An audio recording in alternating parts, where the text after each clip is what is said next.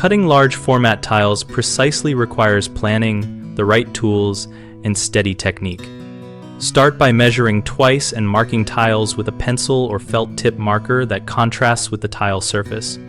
For straight cuts, use a wet tile saw fitted with a diamond blade rated for porcelain or natural stone depending on the tile type. Run the tile slowly through the blade with light, steady pressure and let the blade do the work.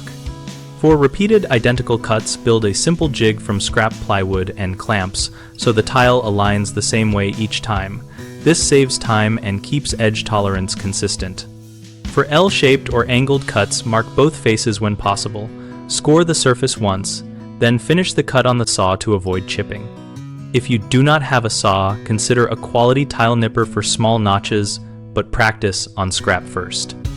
Use a rubber backing or foam underlay on the saw bed to support the tile across its full face and reduce vibration, which causes cracks.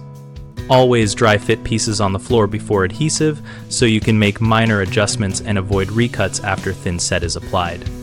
Common mistakes include cutting without adequate support, which leads to cracking, so place the tile flat on a stable surface and support the overhanging portion with a wooden block or foam to prevent flex. Another problem is choosing the wrong blade type, which creates poor edge finish, so match a continuous rim or segmented diamond blade to porcelain or natural stone and check blade condition frequently. A third issue is inaccurate marks and inconsistent spacing, which cause cumulative error across the layout. So use a straight edge and a square, measure from a fixed reference line, and set up a cutting stop or jig so each piece is identical.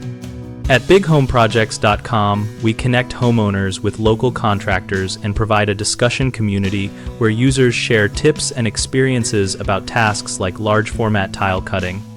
We help contractors find projects, and we help homeowners learn from each other, so decisions cost less time and money.